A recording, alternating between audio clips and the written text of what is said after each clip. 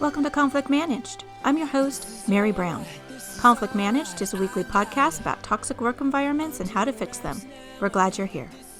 Well, good morning, Mary, and welcome to Conflict Managed, my podcast where I talk about, you know, look at me jumping right in on your territory. That's perfect. Thank you, Scott. Yes, today is a flip around day because today is book release day for Winning the Generation Wars at Work, Making Your Age an Asset, and beginning the year 2026 with talking about age-related issues at work. And so my friend Scott Williams, CEO of Discovery Park and author of many books, but his newest book, Town Mania, Marcus Winchester and the Making of Memphis. So we have a lot of fun ways in which our lives have intersected in the past few years, and as authors and a variety of podcast hosts, because he's also the podcast host of Real Foot Forward.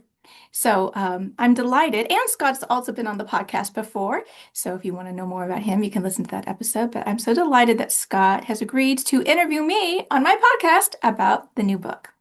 Absolutely, and I greatly appreciate you giving me the honor of talking to you about this exciting new book. You and I talk about these type of issues anyway, so it was really fun to get to take a look at it, and I'm really excited to ask you some questions about it. And honestly, I figure I'll just be asking you the questions that I would be asking anyway. So. Some of your listeners, may already know you really well and have followed your career, but some folks may be listening to this for the very first time. So I'm going to give you a real open. Mary Brown is a writer, speaker, philosopher, workplace mediator, and podcast host whose work centers on helping individuals and organizations navigate difficult conversations and conflict constructively. And she's done that for us here at Discovery Park and led many sessions with our teams and helped us learn how to communicate more effectively with each other. And of course, despite the fact that I look like I'm in my early 20s, um, haha, I'm actually more in the closer to the boomer generation. And so Mary often helps me with age related management issues that we talk through. So before we get started talking about the book, Mary, I'm curious. I've never asked you this before. Tell me a little bit about Mary Brown, who was working, as an early 20s employee. Tell us what you were doing back then.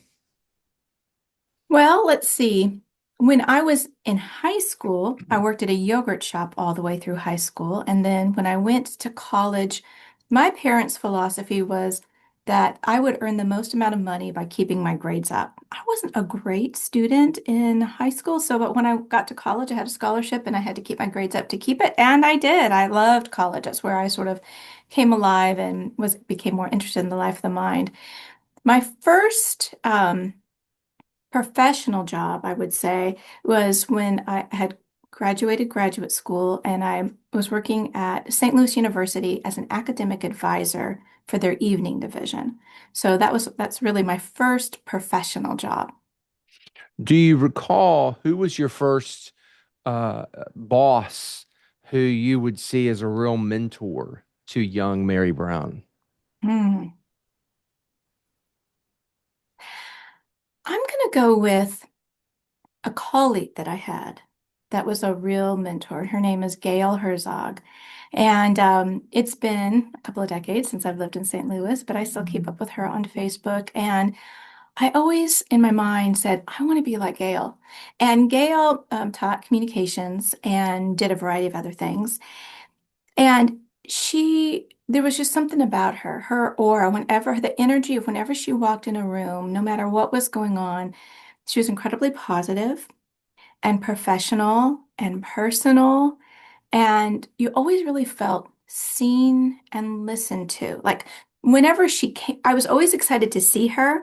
And whenever she left, I always felt good. And that was very informative of how I can be, no matter what's going on around me, difficulties at work or at home, a way of being in the world.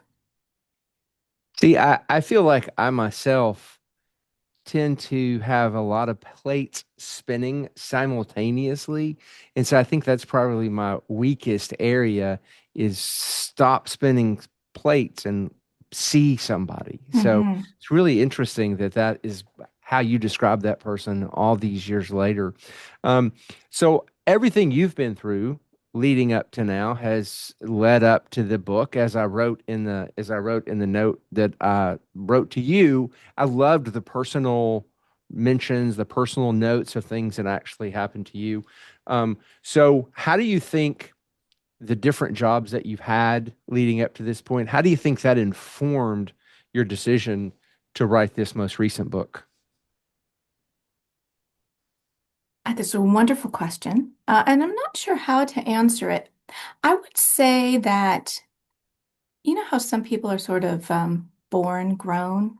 Whether or not anybody else would describe me that way, I always kind of felt that way. And I remember a couple of colleagues in a variety of different places, especially when I was younger in my early 20s, I felt minimized, Hmm. that I didn't, she's young, what does she know?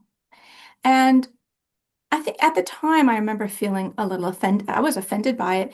But at the time, I also noticed that wasn't everybody that was older. And I kind of thought, I think that is that person.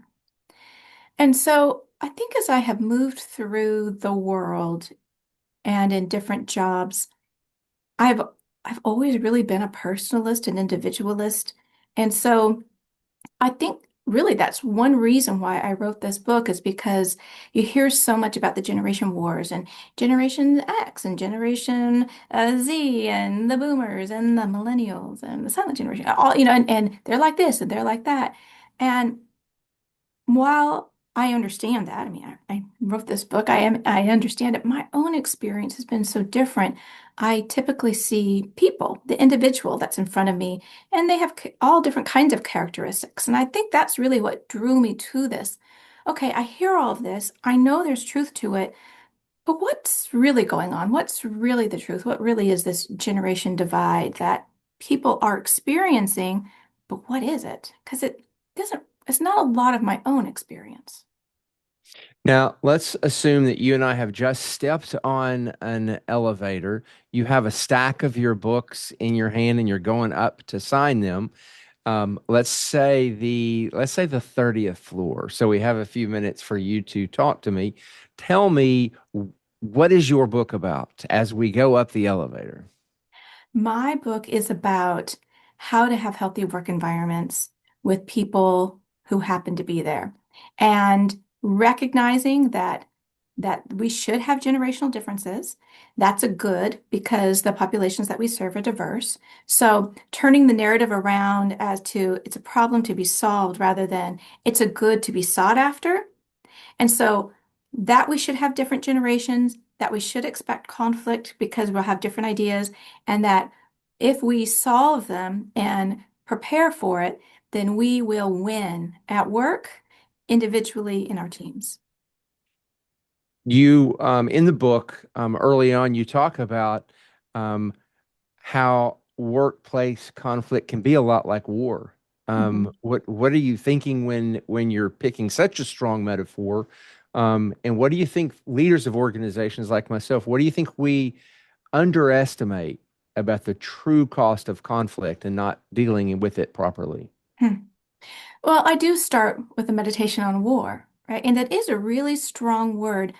And how can we go to literal war with other people? Well, we typically other them. We make them less than human. We tell derogatory stories about them, why they're not worthy and we are, and we're the hero and they're the villain, and we deserve and they don't. And of course, at work, it's not like that. Now, some people really do have terrible circumstances, but the wars at work, I think it's really the same. We tell this narrative, oh, I see this young person, and because they're young, they are like this. Or I see this older person, because they're older, they are like this. And so when we tell ourselves a story and we say this other person isn't to be trusted, or they're not as professional, or they're not as competent because they're young, because they're old, because they're in the middle, whatever, then I've made a narrative about that person And now I'm going to act according to that story I've told myself instead of getting to know that person. And in a war, we have these sides because of these narratives that we've said. And now we're on either side of the fence or the border, and we're yelling at each other. And we don't see the other person. We don't see nuance. We just see this tired trope or story narrative that's been fed to us. And maybe even because of a particular experience we have had or particular experiences, but then we repeat that and now we say stuck and the other side has to change because we're right and they're wrong. And so I think it's very similar to what happens when things break down, when dysfunction happens, uh, whether it's a rift in personal relationships at work, but this war of us against them and that's why winning, like, what does it mean to win? That means to to bridge that divide, to see it as unnecessary, arbitrary, and only there if we decide to keep it there. So that was the first part. What was the second part of your question, Scott? I don't know, but you probably covered it. You probably covered it in that. Um, as you're talking, I'm curious, and I know you probably don't have, no one alive would have the definitive answer to this question. So I'm just asking it, for you to expound on it. I wonder what percentage of conflict and let's just say, whether it's an office or a hospital or a university, what percentage of conflict could go back to differences in generation or differences in understanding generations? Any idea? That's a good question. And that was a part of it. Like, what is the cost, right? There is a real economic cost to generational wars, to not understanding other people. I don't know the answer to that. People are constantly coming out with studies about the cost of conflict. And so I would think that insofar as it leads to unnecessary conflict, it leads to away from collegiality, it leads away from belonging, all these things that we really want in order to work well together. Also, it leads to bad and sometimes illegal practices of making everybody look like us. We don't want to hire those young people because you know how they are, or we got to get rid of these old people because you know how they are, right? Ageism, whether it's on one side or the other, these narratives we spin like, well, we want to be effective. Well, you know those people, so we get them out. So not only can it be illegal, you can put yourself up for a lawsuit, especially if it's against a protected class, but you are you are whittling down the way that you can see, whittling down opportunities. Because, Scott, I know you are fabulous and you have great ideas. And I know I am as well. And we are from similar generations and we think, we've got all these sorts of ideas and we could come up with really good ideas. But it's probably going to resonate with people who are like us, who have similar backgrounds. Well, guess what? The world is varied, and the people who come to Discovery Park I mean, all you have the spectrum of every kind of person.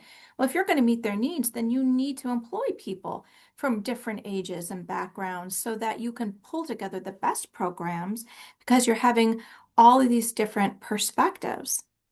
And so the cost associated with not not figuring out how to age-proof your organization by recognizing that there are different generations and that will be forever for the life of the organization is in misunderstanding. And conflict comes from misunderstanding and miscommunication. And Gallup says that it's close to $1 billion the U.S. loses a year due to mismanagement and conflict. So that's a lot of money. It's a lot of money on the table that if you figure this out, you will be not spending, right? First of all, hemorrhaging, but what you're going to be able to attract when it comes to talent, innovation, so on and so forth. So I'm getting free consultation here. What do you what do you advise leaders of organizations, no matter what sector it may be in? What do you advise, especially those of us that are closer to uh, the boomer generation, or most recently, I've discovered Generation Jones, I think, which is what I am. So, what do you advise us to do? Because here's me as a case study. It Mhm. might be easier for someone to go ahead and listen to a person who is from their same generation than someone who is recently out of college and the $1 million idea may be sitting with that person who just got out of college. What do you recommend I do to make sure I'm not cutting that big part of opportunity out of my organization?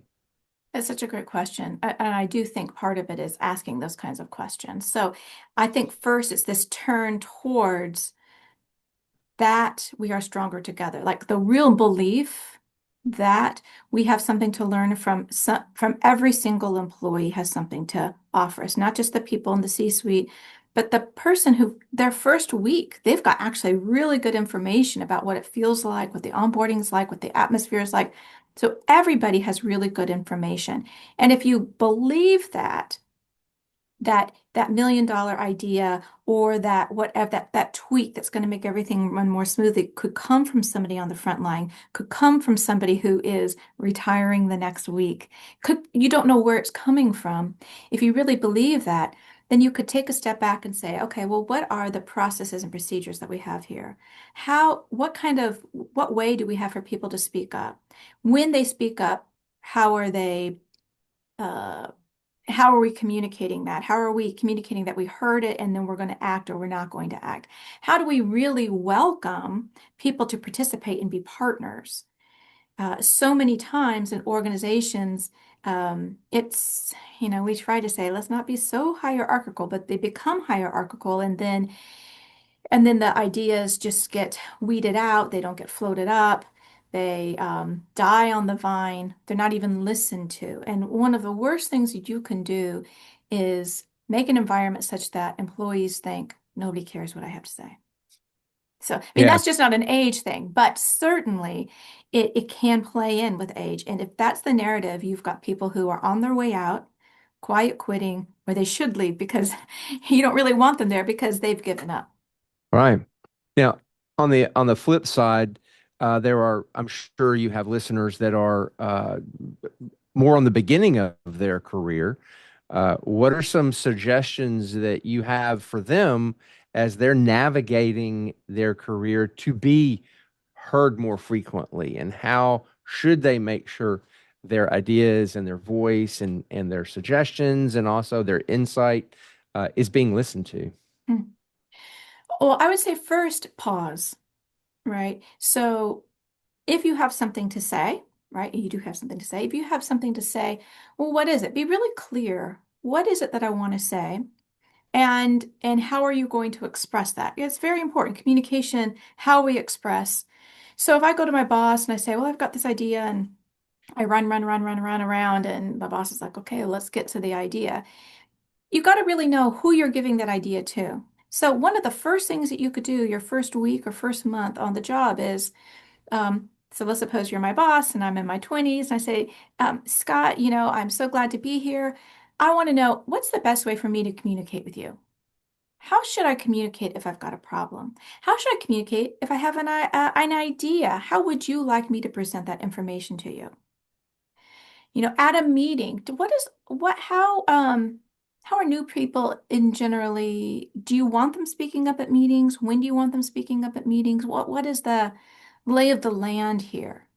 That's one way. Another way is for an organization to have mentors. So where you have older employees mentoring younger employees, and then of course reverse mentoring younger employees, mentoring older employees.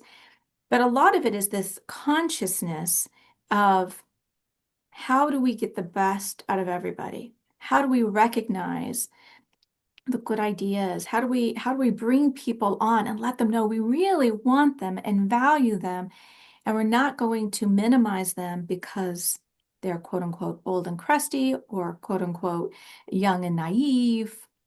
These are all very minimizing ways to think about colleagues. And so most people when they work, they have either meetings or encounters or engagements or moments in which they exchange ideas. In your book, I noticed, and it was meaningful to me, there was a distinction between dialogue and debate. So Mhm. can you expound on that a little bit, so that listeners can sort of hear about the difference? Right. So, not much of a spoiler alert because you find it in chapter 1. I say the antidote to the generation wars at work is dialogue. real dialogue, meaningful dialogue, the ability to actually have a conversation with somebody. And the idea behind a dialogue is to listen and to be heard. It doesn't mean that you're going to get your way, but if I really understand why Scott wants something, so there's this new event going on at Discovery and he wants it done A, B, and C, and I think X, Y, and Z, I could ask, hey, Scott, this is what's going on. Tell me, I hear that this is what you want for this event. Tell me more about it. And I pause and I say, I was thinking actually this year we could do X, Y, and Z. Can I tell you about that? And if you're interested in dialogue, then you listen. And this actually saves a lot of time. Because if you, since you're my boss, really for particular reasons that I'm unaware of, really need it to be A, B, and C because of the donors, because of the rights that you got to a certain sort of thing. Now I understand this is why we're doing it this particular way. But you also see that I'm engaged and I have this other idea, and maybe that will plant an idea for something further on, right? Dialogue is not just I do it and we're done. It's a continued habit of really listening and being present. Debate, on the other hand, I mean, there's different ways to think about debate, but it's I've got this idea and I'm trying to convince you, and you've got another idea and you're trying to convince me. We're trying to win. Typically, in a debate, you're trying to win people over on your side. When you think about winning, then what you're really trying to do is simply get your idea across. You're not typically like in modern style debate. Maybe this is not the case in older style debate, but modern style debate, you're not typically trying to work with that other people for some kind of synthesis or some deep understanding, but you're trying to win. And if we go at conversation with I'm going to win over you, I've already turned you into a sounding block. I've turned you more into um, an object to control rather than a person to work with. Because we just work with people. If we're trying to control them, it might win in the moment, but you're certainly gonna, win the battle, lose the war. So the book is titled, which we should make sure we say, Winning the Generation Wars at Work, Making Your Age an Asset. Um, so one of the things that I found interesting at my age is the sort of brief walk through history that you take readers on with photographs even. So walk us through some people who are listening who are closer to the boomer years. They'll enjoy, sort of remembering some of the historic moments in workplaces. And then for some of the people who are more starting out their career, they'll probably enjoy hearing a little bit about the history of work. So share a little bit about those distinctions that you made in that chapter. Yeah, so the second section of the book is this a look at history of work. Imagine that you are 20 years old and you're entering work in 1975 or 1985, and so on and so forth. I think I started in 1965. And the idea behind that is whenever we start someplace, we think that's normal. That normalizes, right? So imagine like when you're a child, you think that's just family dynamics. That's how things work. That's what people do. And then you get older and you realize, oh, not everybody does it this way. And there are a variety of different ways in which families are organized and relationships are, right? But when you're younger, that's what's normal and that's the standard against which you hold everything else to. And this is about expectations. So when imagine that I like to think about it like Windows operating systems, right? So if you're a Windows 1.0 versus Windows 9.8, right? So the 1.0 keeps on going through all of these, iterations and updates. But then, the 9.8, they're starting at one particular place. And then the next one that they go up to, right? And then they'll start. And the idea here is that my first job is really what I'm thinking is normal office politics, normal office accoutrements, like the Rolodex or whatever it might be. And then I now have to start adopting. I'm taking something that was working and I'm putting that away. And now I'm asked to adopt a new way of doing things, a new way of doing things.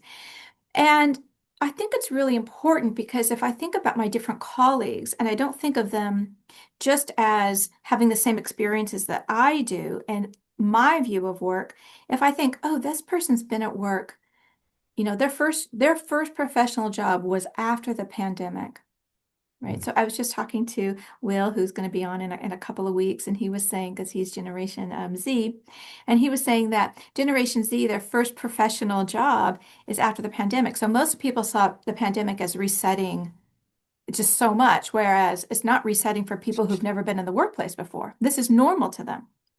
And And a great example of that is what you and I are doing right now, talking on, before the pandemic, we would have never imagined that we would be talking Jetson style, on a screen like this. And for my daughter, who started her professional job after, I mean, this is just working remote, working from home, talking on the camera. It's just part of her corporate lifestyle. right. And it's still a little bit of a hurdle for me to get over. I would much prefer that we're talking in person, but I don't want to have to, add driving distances into, my day-to-day itinerary. So this is really a game changer. Absolutely. And I like it's, you and I have been doing this for a while now. Most people in the world of work have been doing something similar. And it's still it's still a hurdle. It's still, oh, I like this other way, or it's still an adjustment. But to where somebody, if they come in and it's not an adjustment, like that's the way it's always been for them, right? Always been. I mean, you and I, I'm sure remember when we first got our first cell phone, and then when we got our first smartphone, right? My children, I don't believe they ever remember a world without a smartphone, right? Smartphone's not really a technology, it's normal. And the idea of really thinking about other people's experiences is to try to understand them, right? So if the more I kind of understand the background, and I certainly don't hear me saying being, personal stuff. I think, I'm really interested in professionalism on what's proper, but the world of work in which somebody comes from, I might understand, well, why they're gravitating to one thing over another, or why maybe somebody doesn't gravitate to doing things in person. Well, maybe the first couple of years of their professional work, that was not an option. And so they got used to not doing things in person. So it's not even a thought. Where for you and I'd rather do something in person. And the default is, well, this is the way we're going to do it. So, what are some other examples as you look through the history of work that would make someone who's, a new employee or a new worker in the world pause that those of us that are on the other side uh, take for granted? The internet, I mean, looking things up, email, um, phone, phone calls where you used to, for business, it was long distance. And so you had to think about calling, so, like you had to think about phone bills. Um, what about you? What are some One things? one that just immediately that I still think about every once in a while is I used to work for Clio Gift Wrap in Memphis, and the way we communicated was by memo. And so you would get a memo that had the two, and then it would have 8 people on there, and there were people whose jobs were to walk around the office and put pieces of paper in people's inboxes, and then if you wanted to comment back, you would handwrite, I think this is a great idea, and you would put two and you would circle who you wanted it to go to. I mean, and can you imagine how slow that process of communication was and how easy it would be to say, oh, I didn't get that memo. But now, with emails, it's just the speed with which we communicate to me is one of the biggest changes. Oh, yes. I mean, the memos. I have memories of my first job of writing a memo, going to the boss, having the boss initial it, making copies, putting it in people's inboxes.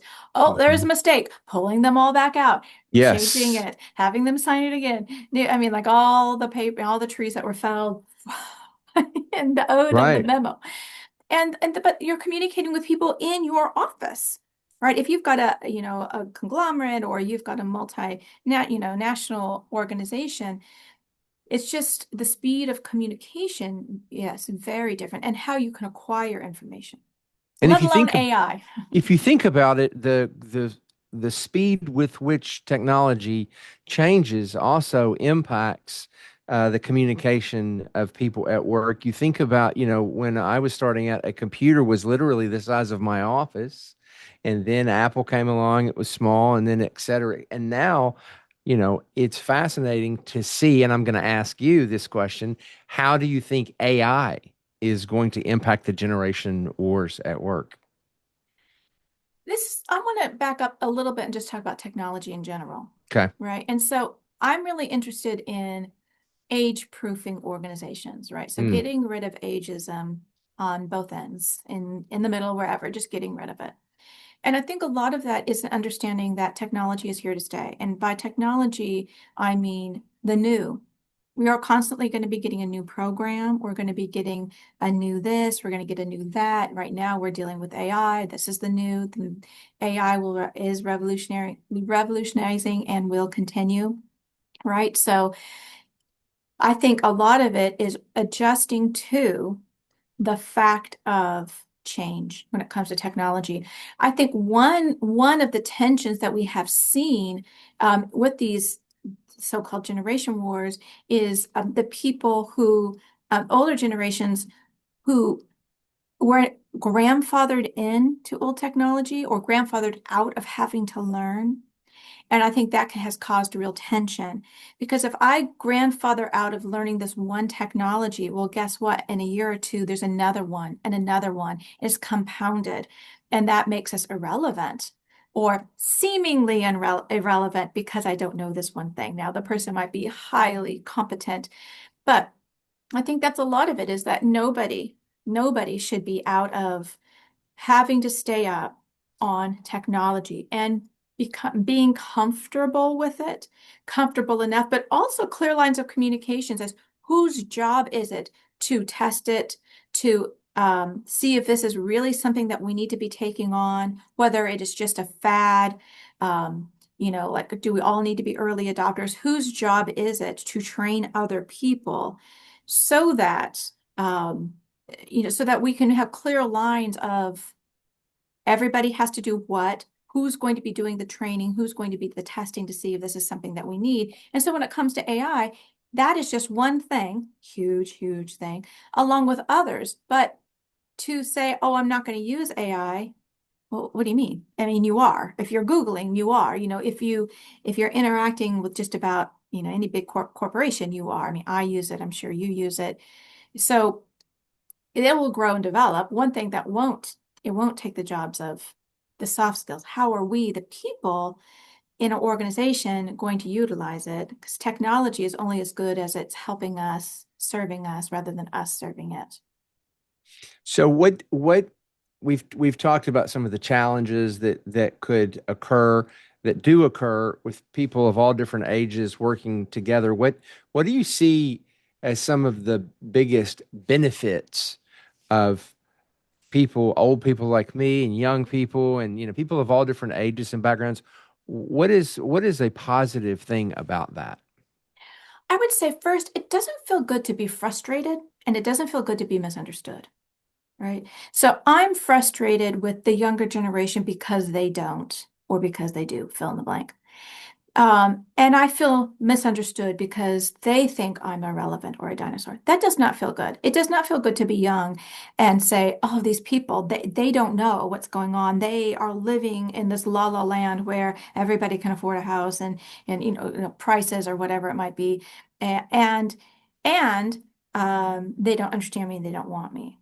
Right. So one of the biggest benefits of really being open and embracing the colleagues that you have is by getting rid of that baggage. By, okay, I'm feeling frustrated. Now, what am I going to do about it? I'm feeling minimized. Now, what am I going to do about it? How can we curate our environment so that I notice that I'm feeling frustrated by these two new colleagues. They're speaking a language or they're doing something other than I think they should be doing. It feels unprofessional to me. Instead of just sitting in that frustration and building that narrative, now it's me versus them. What can I do to have a dialogue? How can I bridge that gap? How can I say, hey, I've noticed this. Tell me what's going on. Oh, work-life balance is important to you. It's important to me too. And it's also important, my understanding of professionalism is this job had, these jobs have to get done, and this job just isn't a 9 to 5. Is that your understanding? Oh, it's not your understanding. Okay. And having these dialogues so that we don't have to sit in these frustrations and these narrative builds to like children screaming across the street at each other. So I think that's personally one of the biggest benefits. But from a business side, from a money side, uh, do you want to make money? Do you want to have the best products? Do you want to recruit the best people? That means you have to have the best working environment. And that means people have to be welcome, they have to have mobility, and that means you can't have these false narratives about the other. You got to treat people individually and treat them well. So I'm a CEO. For any other CEOs or leaders of organizations that are listening now, if there was only one concrete action that you wanted me to take from your book, what would that be? And what would success look like for me if I did what you told me to do? Oh my gosh, that is such an excellent question, Scott. Thank you. What would I say? What's the one thing One thing the you can one you can thing, wave a magic wand wave a and magic my behavior will change or I will implement an action. What is one thing you think I should implement today that would make a difference? wand? Okay, so the one thing I want you to implement today is do you have weekly meetings with your Hmm. staff? Okay, We just had one. with your weekly meetings, Hmm. um, a dialogue check-in, right? How are things going? What's frustrating you? Um, Yeah, I think because I just think the key to all of it, whether it's just your run-of-the-mill conflict, whether it's generation, what's going on, what do you need assistance with, what's going right, right? So what do you need help with? What are your wins? What is not going well? And the We more we go ahead. we just started we I just introduced it today. We're going to start Tuesdays at 2. I'm leaving every Tuesday from 2 to 2:30 open, and I want everybody to set up an appointment with me, all my direct reports, and I send it to the whole company. So anybody in the organization who wants, can send me an Outlook calendar notice. So what should I do in those meetings? It sounds like I'm on the right track based Yeah, on what you're saying. What should I do in those meetings with my teammates? What you mentioned a few of the questions, but I just want to make sure since I'm getting this free consultation, I want to make sure that I take advantage of it. So, what I don't want my meetings to be like, here's what you need to know. yeah. I do want to listen. What kind of questions do you think I should ask? And I'm literally writing these down. So, Okay. what So kind of questions should I ask? so my first question to you is, what do you want to achieve by these meetings? What's your I w- goal? I want to do exactly. I think I came up with wanting to do this after reading your book. I want to hear. I want to hear because a lot of times as a leader, sometimes you're the last to know Hmm. if you're not making sure the culture is one that has openness and so I want to actually hear what people are thinking. I want to remove the fear. I want to make sure I'm hearing the truth of taking the temperature of the organization as a whole. Okay. So yeah, so one thing I would say is, yeah, so you've set this up, you let everybody know you want them to come to you with every piece of feedback. You need to tell them what's going to happen next. Whether Okay. that's thank you for letting me know, I'm going to put this in here, or that's, because if we give feedback and it goes into a vacuum, then people think, why did I even speak up? Mm, Right. that's great. But what I would also say, um, now, I happen to know a lot of the people that work for you, and they're awesome. So this is not about them. But what I have seen in organizations is that people in the C-suite are really developed, right? They're leaders, and their career has been leading to them, and they're doing great. And then they've got the people that report to them who are leaders, and then other people report to them. So I'm talking about middle management. Middle management, a lot of times, has not had the leadership coaching and skills and development. Mm, And so are not as adept at dealing with problems. And so if the people, the boots on the ground people, talk to them, um, is it really a safe space? Is there really going to be retribution? And my personal experience is that the kinds of retribution, or it's not really safe to speak up because they don't really know, it comes at that lower middle management. And Mm, not because they're bad people. It's just, I just think they have not been trained. They've been trained in how do I run this program? These are what the KPIs are, but not in the messiness of the people.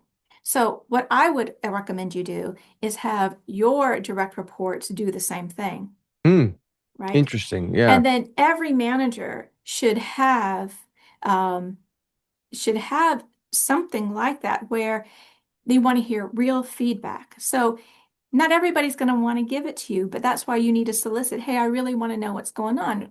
What's frustrating you right now? What's awesome right now? What do you want fixed? Like those sort of start, stop, continue. What do you want to continue doing that's great for you? Is there anything that you want to start? You see like this area that's a possibility. Is there anything that you want to stop? Is there anything that's bothering you? And if you constantly have those conversations, I may not tell you for the first 6 months that this person's minimizing me, but I see and I build that relationship over time. I might be able to say, well, Timmy makes fun of me. It makes me feel uncomfortable because of the way I sweep or because of the way I greet guests. And I would wish that would go away, or I don't know how to talk about that. But setting those conditions, most of the time you're not going to get the meaty stuff, and a lot of times there isn't that. But setting those and showing up regularly and people seeing that you act on the information is very important. I mean, we're gonna implement that. Now, last question. In winning the generation wars at work, making your age an asset, there's a animal that makes an appearance, and I was Yes. really surprised when I was reading through. Is it a spoiler alert for us to should we hold back any details, or I was just curious what was the decision? What made you decide to do that? Okay, so I'm not going to say which Yep. animal appears, but it's a very precious animal. Some might say the best animal in the world. Right. That's what I mean, the book Yes. made me kind of really jealous Yes. that you included that It is the that most thing. important living of this kind of animal there is. Right. The point of that, and so maybe you can be curious and look to see what is, Mary claims Hmm. to know, the most important living of these animals. Yep. And I do. And the point is that when I look at other people in other generations, I might call their needs, their wants, and their desires petty because they're not mine. It's not what I value. And so I'm like, why do you care about that? Or why are you being so emotional? Or why do you always want things to stay the same? Or because it's not a value I have at this particular moment. And I think a lot of dialogue can get us out of that turning other people's real concerns into something that's we think petty by understanding them. Oh, this is important to you. Guess what? It doesn't matter that it's important to me. It's important to you. So how can I come alongside? Come alongside whenever you can. I mean, if it's a moral issue, don't. But, definitely if it's your boss, get on your boss's boat, wherever your boss is going, get excited about that and get excited about your colleagues, what they want. It doesn't matter if it's doesn't make a difference to you, but what's important to you is important to you. And it's the same thing with your colleagues. And a real good way to build a dialogue culture is by not making it all about you, by realizing that and this is the thing about really embracing um, a variety of ways of being and ages is that if I really expect difference and embrace it, then I'm going to be able to treat you really well. And Scott, when you're treated really well, doesn't that encourage you to show up even better? Absolutely. Absolutely. So the book has already made an impact on Discovery Park and on me because I've been able to read a bit of it. So if folks want to buy the book for their self, no matter which generation they are, where do they go to get the book? Well, it's going to be available. It is available on Amazon today. Congratulations. Thank you so much. So you can get paperback, hard copy, and probably the Kindle version is probably available today. I'm not exactly sure, but it will be. And I'm hoping in the near future to have an audiobook, but that might be a few months out. And I am also going to be putting a workbook out. The only way I think to get these habits of dialogue with people that we find difficult and we don't understand, and maybe it's we don't understand them because of they're just feel alien because they're from this different generation, is through intentional sustained effort. And so the workbook is designed, it goes along with the book. The book is filled with a million questions, and the workbook pulls out those questions and at the end has an exercise in compounded interest that if you do a minute and a half a day, how that will radically change your work relationships. Now, some people may be listening. Obviously, they're on your podcast, so they know where to find you most likely. But just in case someone's listening and they're driving, and how do they find Mary Brown? So my business is third-party workplace conflict restoration services, and so you can find me online at 3pconflictrestoration.com. And you can find me at 3P Conflict Restoration in Instagram, Facebook, LinkedIn, YouTube. That's my handle all the way through. Well, thank you for letting me jump in and take over your podcast for the day. It's been really fun. And I hope that folks have found it as fascinating as I have found your book. Thank you, Scott. I so appreciate your questions and being a guinea pig of reading the book. And I love working with you and your people. Ditto, back at you. All right, thank you. Thank you. Take care. Scott, thank you so much for interviewing me of my new book, Winning the Generation Wars at Work, Making Your Age an Asset, which is available now online on Amazon, and it'll be available locally for those who listen locally in West Tennessee. I'm very proud of this book. And I'd like that Scott brought out that it's got some personal antidotes in it. It's very easy to read. So if you read How to Be Unprofessional at Work, making it Unprofessional at Work is a book that is 80 tips of what not to do and what to do instead. And if you've read that book, that is my style of writing. I write for the every person. I simply am interested in getting the ideas across. The ideas are simple, the execution is hard.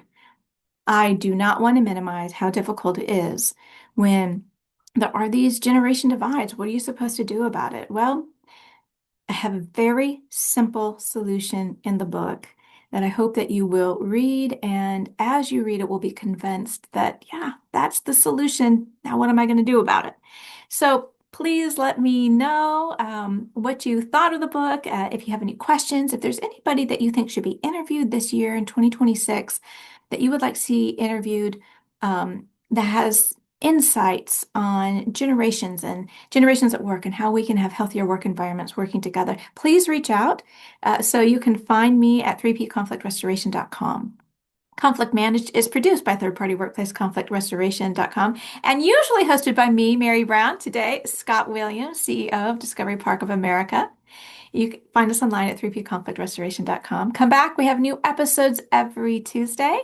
And please like and subscribe to this podcast wherever you listen or watch. Our music is courtesy of Dove Pilot. And remember, conflict is normal and expected. Let's deal with it.